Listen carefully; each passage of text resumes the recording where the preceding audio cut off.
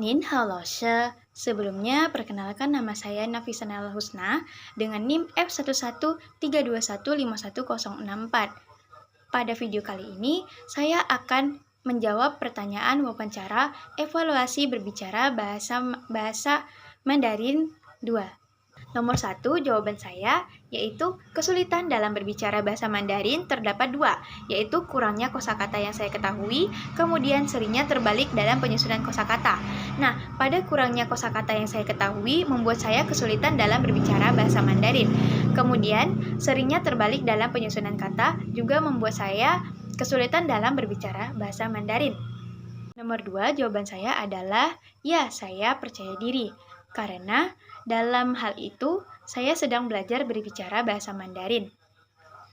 Nomor 3, jawaban saya, situasi apa yang membuat saya kesulitan dalam bahasa Mandarin adalah di saat mendengarkan orang lain berbicara bahasa Mandarin lebih cepat dari saat saya mentranslatekan di dalam diri saya sendiri.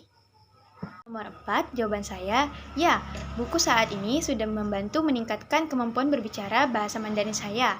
Dari kosakata yang dulu sedikit saya ketahui, sekarang sudah banyak saya ketahui. Nomor 5, jawaban saya, kelebihan buku ajar tersebut yaitu mudah dipahami, karena kosakata ataupun materi yang digunakan sudah sistematis, sehingga memudahkan saya dalam belajar bahasa Mandarin. Nomor 6, jawaban saya, kekurangan dari buku ajar yang digunakan yaitu arti yang digunakan adalah bahasa Inggris, sehingga terkadang ada beberapa kosakata yang saya tidak ketahui arti dari bahasa Inggris tersebut. Soal nomor 7, jawaban saya, menurut saya yang paling membantu saya dalam berbicara bahasa Mandarin adalah berinteraksi ataupun sering berkomunikasi menggunakan bahasa Mandarin dengan teman ataupun dengan guru.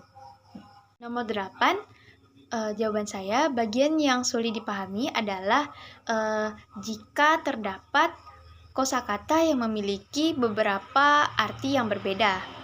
Nomor 9, jawaban saya, buku ajar tersebut sudah cukup untuk membantu latihan dalam berbicara bahasa Mandarin, karena pada materi yang digunakan tidak hanya satu, tetapi ada beberapa metode yang digunakan dalam latihan tersebut, sehingga membantu saya dalam berbicara bahasa Mandarin. Nomor 10, jawaban saya, ya, topik yang digunakan sudah sesuai dengan mahasiswa saat ini. Karena pada hal tersebut, topik-topik yang digunakan adalah topik umum pada pendidikan bahasa Mandarin.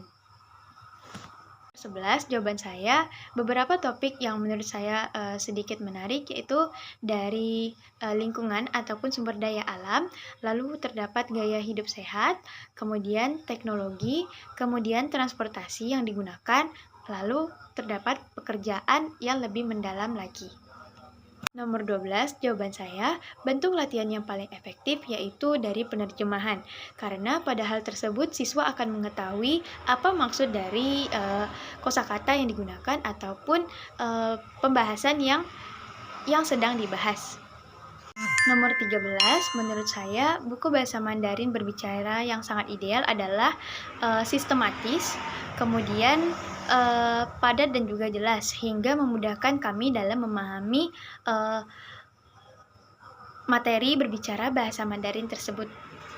Nomor 14, menurut jawaban saya adalah fitur yang digunakan kurangnya arti bahasa Indonesia ataupun translate pendidikan bahasa Mandarin tersebut dengan bahasa Indonesia. Nomor 15, jawaban saya, jika ada buku keluaran baru, fitur yang sangat saya inginkan adalah translate yang digunakan lebih baik menggunakan bahasa Indonesia sehingga memudahkan kami dalam mengetahui kosakata dalam bahasa Mandarin tersebut. Terima kasih Lausha. Sekian atas video wawancara saya kali ini. Mohon maaf bila ada salah kata. Wassalamualaikum warahmatullahi wabarakatuh.